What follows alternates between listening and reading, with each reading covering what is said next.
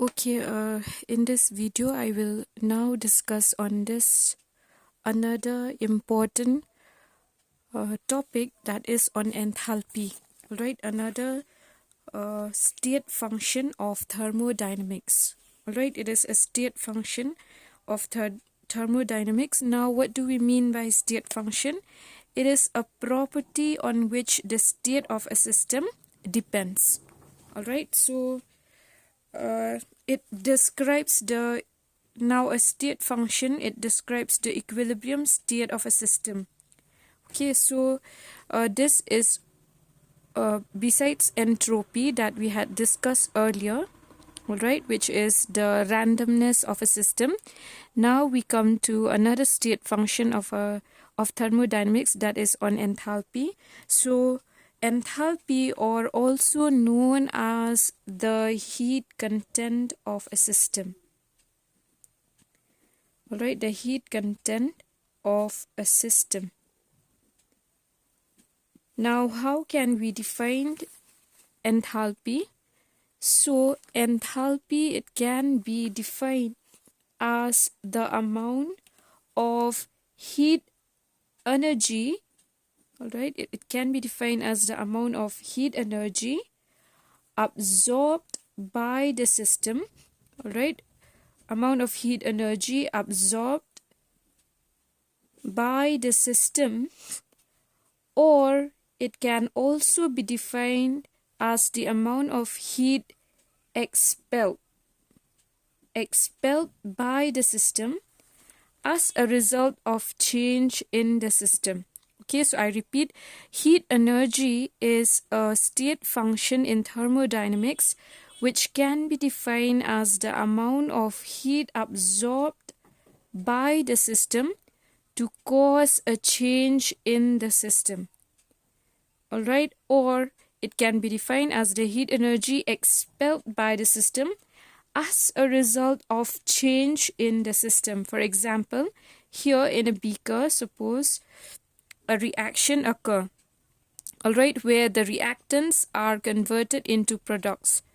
So here, when the heat energy is absorbed by the system, all right, when heat is absorbed by this, here our system here is this beaker, all right, with these inside.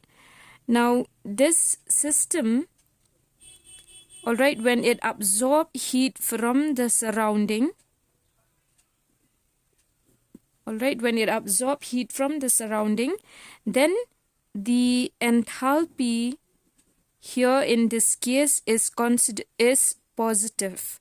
All right, the enthalpy is positive. That means the energy or the heat energy is being absorbed from the surrounding, and the enthalpy is negative, all right, when the heat energy is expelled from the system to the surrounding, is released to the surrounding. All right, and this enthalpy, it is usually denoted by the symbol letter H. So in this case, now remember that enthalpy, it is the heat content of the system. All right, it is the heat content of the system. Now, when the heat is absorbed from the surrounding, when the reaction occurs inside, when the heat is being absorbed from the surrounding, there will be a change in the heat content of a system. So that change is denoted as delta H.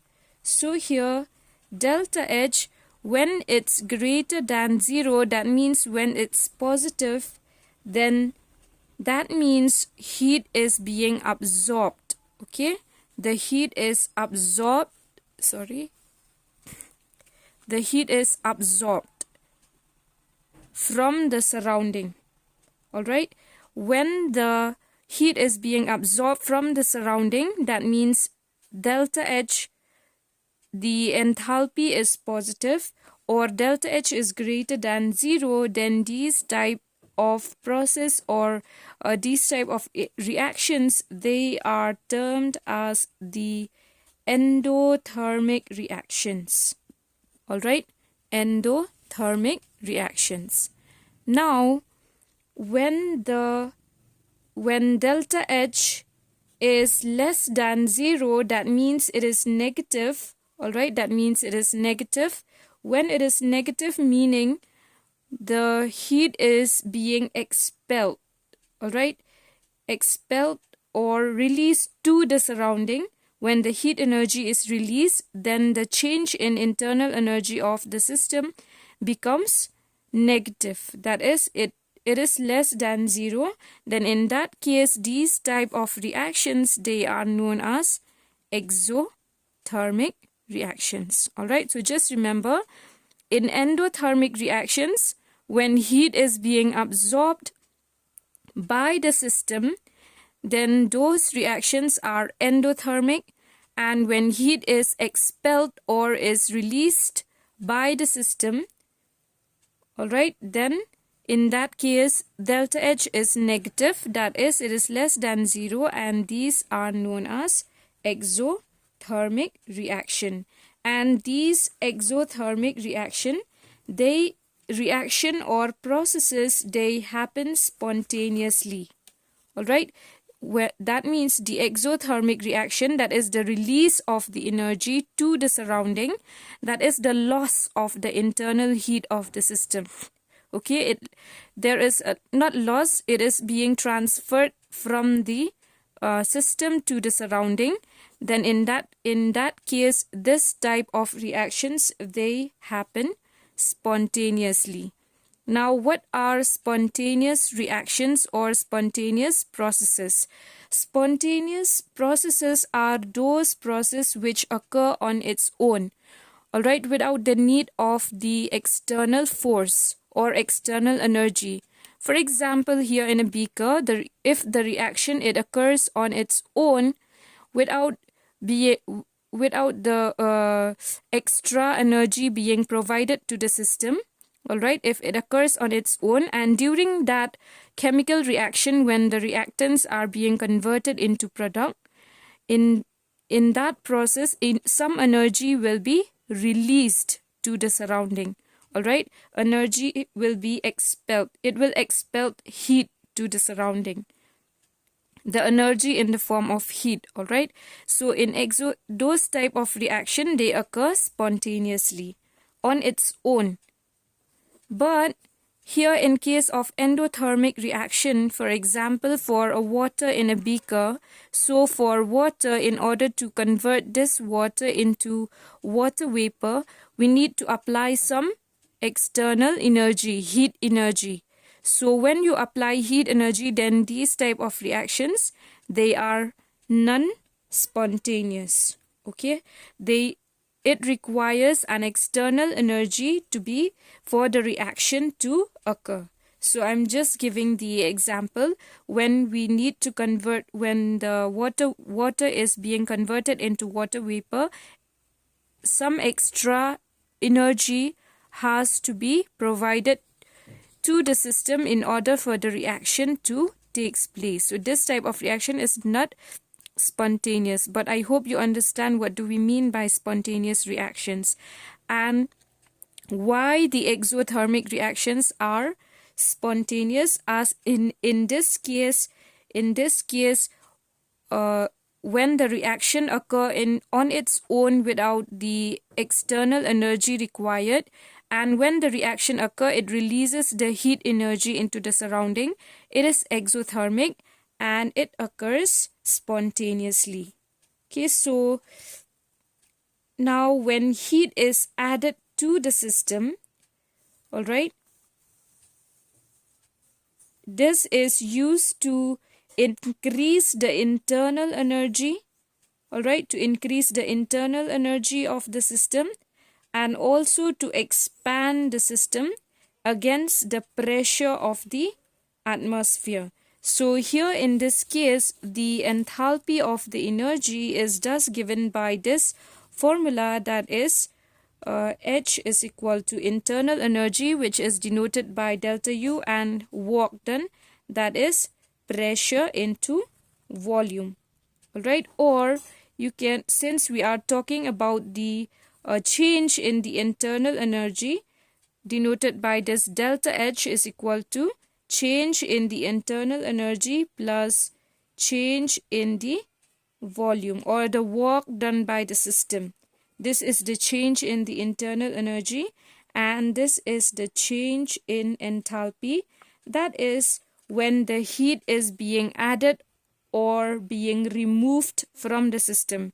So if the heat of the, just remember the heat content of the system is denoted by H. So when it is being added, when it is being added or removed from the system, then there will be a change. So change in this enthalpy is denoted by delta H and is given by this equation. Delta H is equal to change in internal energy plus work done by the system. Alright, the work done by the system. Now here, when heat is added to the system, alright, that heat is used to increase the internal energy of the system and also to expand the system against the pressure of the atmosphere. So that is why here we can see that the enthalpy, the change in enthalpy is equal to the change in internal energy and the work done by the system. So I hope it's clear about this enthalpy.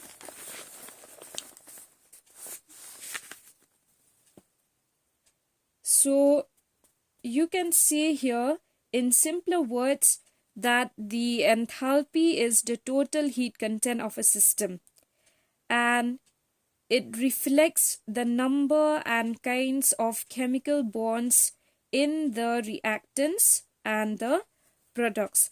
And like the internal energy, enthalpy is also a state function and therefore it is not possible to calculate the absolute enthalpy of the system. However, a change in the enthalpy, it can be measured accurately. Alright, so also remember that the unit of this enthalpy is joules per mole. Alright, joules per mole or calories per mole. And also remember this one, that the reactions which are accompanied by the release of the energy, they are called exothermic reactions, and in such cases the delta H is negative. The change in enthalpy is negative, that is, it is less than 0. And in such cases where the change in enthalpy is negative, now when there is a negative change in enthalpy from reactants to products, okay, so in this case the products, they are less favorable. Alright, here we can see that the heat content of the product is less than that of the reactant. Alright, the heat content of the product is less than the reactant. But in case of endothermic reaction, where the heat is being absorbed to the system, then in that case the heat content of the product is more than the reactant. That means when the product is formed, the heat is being absorbed from the surrounding to the system. It is an endothermic reaction, so the heat content of the product is more than the reactant, and in this case delta H is positive. Alright, that is, it is greater than 0. Now I hope you still remember that what is the difference between the enthalpy and the internal energy. Alright, so enthalpy, it is the heat content of the total heat content of the system, whereas internal energy, that is this one denoted by U, it is the total energy which is present in the thermodynamic system. Alright, so the total energy, now we are talking about the total energy of the system, it is it is called the internal energy. And that internal energy, this internal energy, all right, the change in internal energy is denoted by delta U. And this change in internal energy of a system, it depends on these on three parameters. That is, when work is done on the system or by the system. For example, here, when work is done on the system or work is done by the system, then the energy will be changed. Okay, the internal energy will be changed. And also when the heat, all right, the heat, it leaves or it enters the system. For example, like enthalpy, when heat is being absorbed or is being expelled from the system, in that case also it will affect the internal energy, the total internal energy of the system. And the third parameter is the matter. Okay, it also depends on matter, this internal energy. Delta U, it also depends on matter. That is, when matter enters or leaves the system, that is, it depends on the volume. All right, on volume of the system. So I hope it's clear the difference between the internal energy when we talk about the first law of thermodynamics. Okay, this one you had already studied about the internal energy, and also the entropy, that is, which defines the randomness of a system. Remember in second law, where the randomness of a system, it tends to, of the universe, it tends towards a maximum. That is the second law. Okay, the entropy or the randomness of the universe, it tends towards the maximum. For example, like I have given example of water, all right, of ice, melting of ice. When it melts into water, okay, the molecules here in ice, they are more compact. Okay, there is less freedom of movement between these molecules. And in case of water, they have more space. Okay, they can move freely as compared to the ice. They are more dispersed. Okay, they have much more freedom of movement as compared in the case of ice. And when this water is boiled, okay, where boiling of water then into water vapor. So in case of this water vapor or gas, you can see that the volume or the molecules, they have more freedom of movement. They are more random as compared. So entropy is, it increases as you go this way, the entropy, it increases. All right, so that is about entropy, and this is about enthalpy. Now in the next video we will talk about the Gibbs free energy and the relationship between the Gibbs free energy, the entropy, and the enthalpy.